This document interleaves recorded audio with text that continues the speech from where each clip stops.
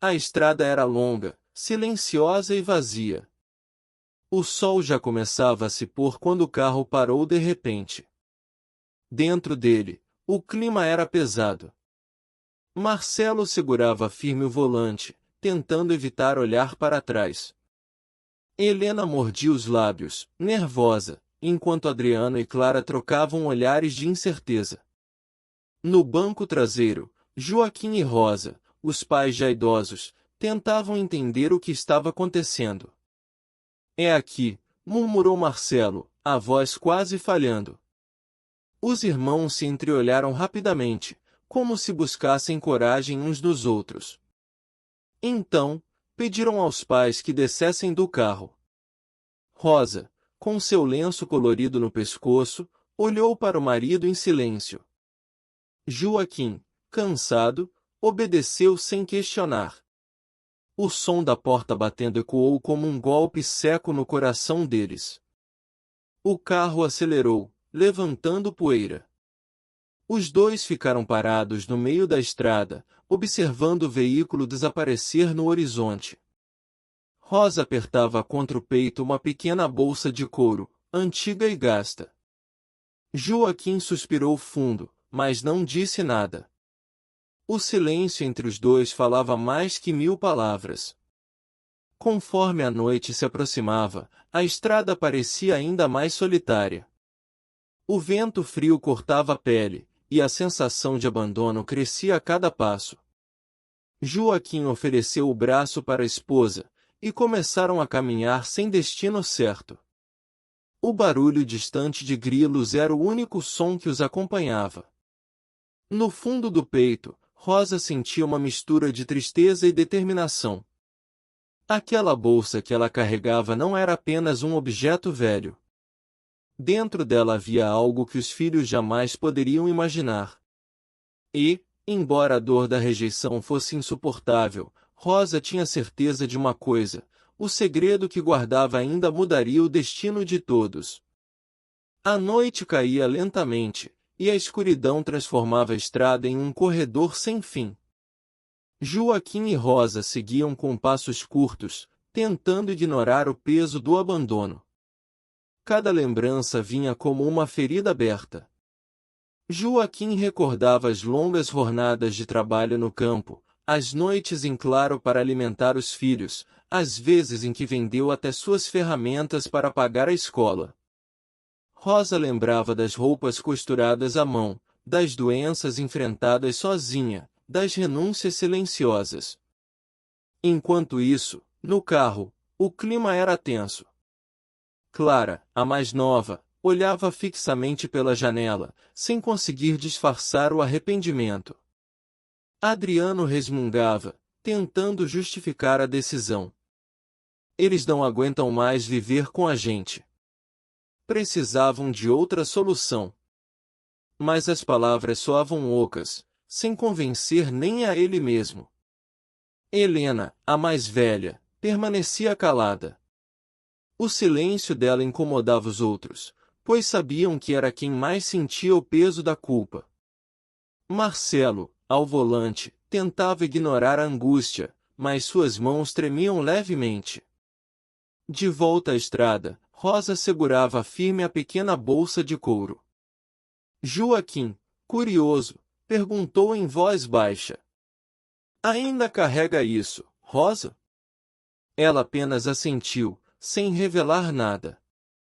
Seus olhos marejados refletiam tanto dor quanto uma força silenciosa. Depois de horas caminhando, ao longe, as luzes de um caminhão apareceram. O som do motor quebrava o silêncio da noite. O veículo reduziu a velocidade e parou próximo a eles. O motorista, um homem robusto chamado Silas, observou os dois com desconfiança. "Vocês estão sozinhos aqui?" perguntou, franzindo a testa. Rosa e Joaquim trocaram um olhar rápido. Ela apertou ainda mais a bolsa contra o peito, como se sua vida dependesse dela. O caminhoneiro notou e ficou intrigado. Aquela bolsa escondia algo que não parecia comum. Silas desceu do caminhão com passos lentos, iluminado apenas pelos faróis que cortavam a escuridão da estrada. Joaquim manteve-se ereto, tentando demonstrar firmeza, mas Rosa segurava o braço dele com força, como se tivesse medo de que qualquer gesto errado custasse caro. A essa hora, nesse lugar? Silas perguntou desconfiado. É perigoso. Rosa tentou sorrir, mas sua voz saiu trêmula. Só precisamos de uma carona até a cidade mais próxima. O caminhoneiro avaliou os dois, percebendo o cansaço estampado nos rostos enrugados. Ainda assim, seu olhar voltou para a bolsa de couro que Rosa mantinha junto ao peito. Era pesada, e o modo como ela a protegia despertava curiosidade. Dentro do caminhão, o silêncio reinava. Joaquim observava a estrada pela janela, enquanto Rosa mantinha a bolsa em seu colo, como se fosse um filho. Silas, desconfiado, arriscou uma pergunta. Essa bolsa tem o que de tão importante? Rosa desviou o olhar, evitando responder. Joaquim apenas suspirou. O caminhoneiro percebeu o desconforto, mas decidiu não insistir. Enquanto isso, na casa dos filhos, a tensão aumentava. O telefone tocou no meio da noite. Helena atendeu, mas do outro lado só havia silêncio. Nervosa, desligou rapidamente, mas o aparelho voltou a tocar segundos depois. Os irmãos se entreolharam, inquietos. Clara tremia levemente, como se sentisse que algo estava prestes a acontecer. Na estrada, Silas finalmente estacionou em frente a uma pequena pensão à beira da rodovia. Uma fachada simples, luzes fracas iluminando o portão. A dona, uma senhora chamada Ivone, surgiu na porta com expressão acolhedora. Ao ver Joaquim e Rosa, seus olhos se encheram de compaixão. Venham, entrem. Vocês parecem exaustos. Rosa aceitou o convite, mas sem soltar a bolsa. Silas observou a cena com atenção. O mistério crescia. Aquilo não era apenas um objeto. Era algo que mudaria o rumo de todos. A pequena pensão de Dona Ivone tinha cheiro de café passado e madeira antiga. As paredes eram simples, mas havia um calor humano naquele lugar.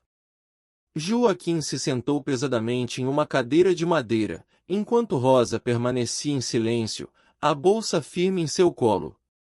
Ivone observava com atenção, percebendo que aquele casal carregava mais do que apenas cansaço físico. Vocês vieram de longe? Perguntou com suavidade. Rosa apenas balançou a cabeça, evitando detalhes. Joaquim abriu a boca para responder, mas a mão delicada da esposa sobre a dele o fez calar. Havia segredos que ainda não podiam ser revelados. Enquanto isso, na casa dos filhos, Helena andava de um lado para o outro. A imagem dos pais sozinhos na estrada não saía da sua mente. Isso não está certo, murmurou. Marcelo, tentando manter a frieza, rebateu. Já foi feito.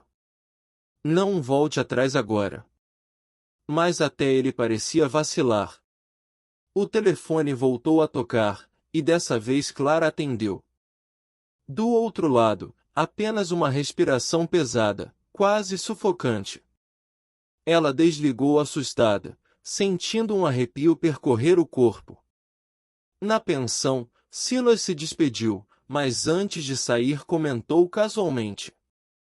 Nunca vi alguém proteger uma bolsa daquele jeito. Deve valer ouro. Rosa ergueu o olhar, séria, mas não respondeu. Ivone franziu a testa, intrigada, e ofereceu um quarto simples ao casal. Durante a noite, o silêncio foi interrompido por gemidos contidos. Joaquim, cansado e debilitado, passava mal. Rosa chorava baixinho, pressionando um pano úmido em sua testa. Com lágrimas nos olhos, Ivone entrou no quarto para ajudar. Foi nesse momento que percebeu, a bolsa estava entreaberta. Dentro dela, um feixe de papéis amarelados aparecia, junto com um chaveiro antigo de ferro. Ivone engoliu em seco. Aquilo não parecia apenas lembranças. Era algo que guardava um peso muito maior. Na manhã seguinte, a pensão estava silenciosa. O sol entrava pelas frestas da janela, revelando os rostos cansados de Joaquim e Rosa. Joaquim ainda parecia frágil, mas tentava disfarçar para não preocupar a esposa.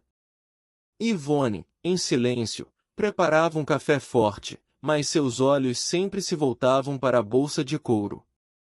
A curiosidade crescia como uma sombra. Enquanto isso, Marcelo, na cidade, não conseguia dormir. Inquieto, foi até o banco antigo onde o pai sempre costumava ir.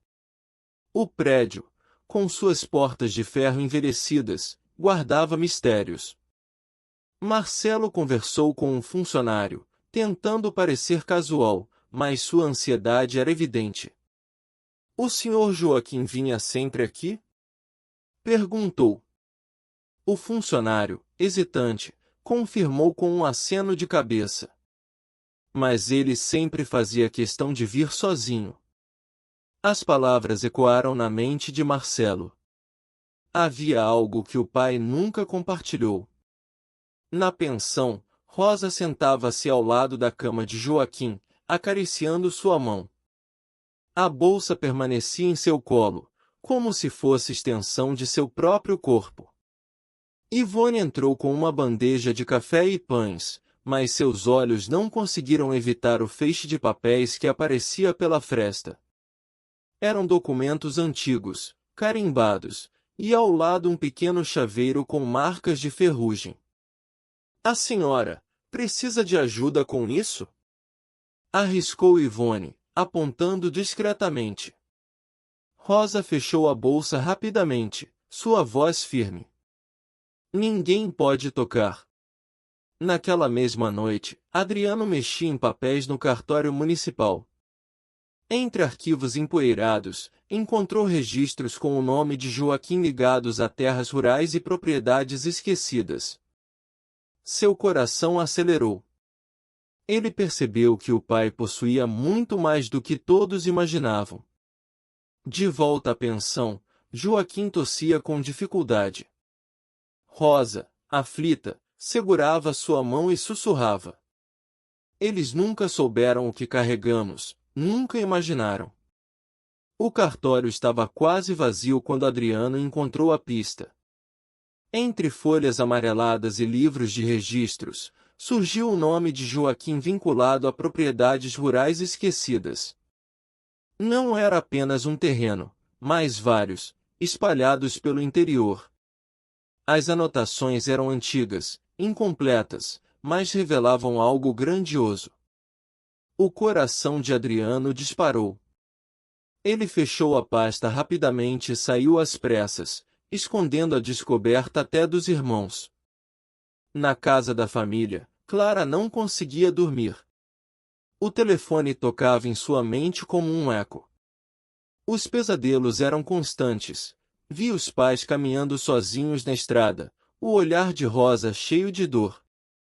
Sentia-se sufocada, como se fosse a única que ainda ouvia o peso do abandono.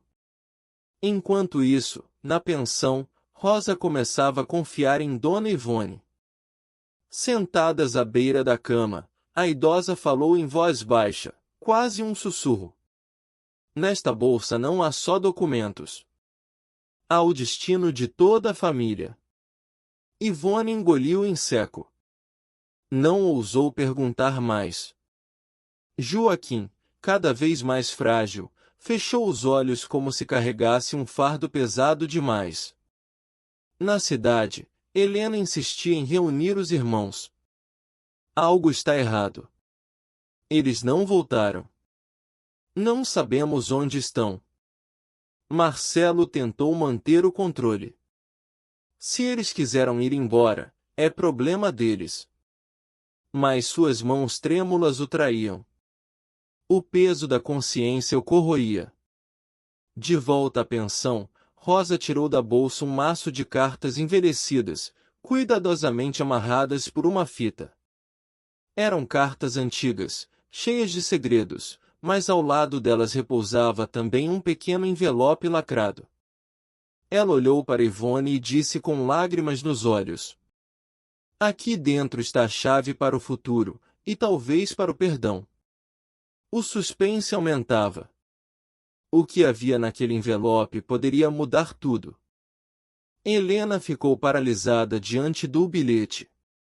As palavras de Rosa ecoavam como um aviso sombrio: não podemos mais confiar neles. Quem eram aqueles eles? Seriam os próprios filhos? Ou havia mais alguém envolvido? A dúvida corroía sua mente. Na pensão, Rosa observava Joaquim adormecido, o rosto dele pálido, respirando com dificuldade. Com mãos trêmulas, abriu finalmente a bolsa. Ali estavam documentos organizados com cuidado, certidões de propriedades rurais, registros de terras esquecidas no interior e, entre eles, um testamento oficial. Nele, constava que todos os bens seriam deixados para os filhos, mas havia uma condição escrita em letras firmes: somente se cuidarem de nós até o fim dos nossos dias. Rosa leu aquelas palavras repetidamente, sentindo a dor da ironia. Os filhos, cegos pela pressa e pela indiferença, já tinham quebrado essa condição. Ela se perguntava se ainda valia a pena entregar tudo aquilo. Enquanto isso, Adriano, de posse dos papéis que encontrara no cartório, pressionava Marcelo e Clara. Eu já sei que o pai tinha terras. Muitas terras. Se ficarmos parados, vamos perder tudo. Marcelo, irritado, retrucou: você só pensa em dinheiro. E se eles nunca quiserem nos perdoar? O silêncio tomou conta. Pela primeira vez, a ganância começava a se misturar com medo. De volta à pensão, Silas retornou para visitar o casal. Rosa o chamou de lado e entregou a ele o envelope lacrado. Se algo acontecer conosco, entregue isso a Helena. Só ela pode entender.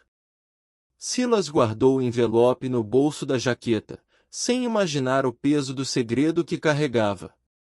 No mesmo instante, Helena, sozinha, chorava em frente à pensão, reunindo coragem para bater à porta. O reencontro estava próximo, mas ninguém sabia se seria de perdão ou de ruptura definitiva. Helena bateu à porta da pensão com as mãos trêmulas. Dona Ivone abriu, surpresa, e sem dizer nada a conduziu até o quarto. Ao entrar, Helena viu os pais, Joaquim deitado, frágil, e Rosa sentada ao lado dele, ainda segurando a bolsa. Os olhos marejados de Rosa encontraram os da filha. O silêncio durou apenas alguns segundos, até que Helena caiu de joelhos, chorando. Me perdoem, nós erramos, fomos cegos. Eu vim para levá-los de volta. Rosa apertou a bolsa contra o peito, hesitante. Joaquim abriu os olhos, e com voz fraca, disse: sempre quisemos que vocês entendessem que o maior bem era o amor da família. Nesse instante, Silas entrou e entregou o envelope lacrado a Helena. Suas mãos tremiam ao abrir. Dentro havia o testamento e uma carta escrita por Rosa e Joaquim. A carta falava dos sacrifícios feitos ao longo da vida, das noites em claro, das dores suportadas em silêncio. Terminava com uma frase simples: tudo o que temos é de vocês, mas só se aprenderem a cuidar uns dos outros. Pouco depois, Marcelo, Clara e Adriano chegaram à pensão, guiados pela própria consciência e pelo medo de perderem os pais para sempre. Ao entrarem, foram recebidos por um silêncio pesado, mas também por lágrimas e abraços contidos. Um a um, se aproximaram, pedindo perdão. Rosa, emocionada, finalmente abriu a bolsa diante de todos. Além dos documentos, havia fotografias antigas, cartas de infância e lembranças guardadas. Não era apenas herança material, mas a história viva da família. Entre lágrimas, abraços e promessas de recomeço, a família se reconstruiu naquela pequena pensão à beira da estrada.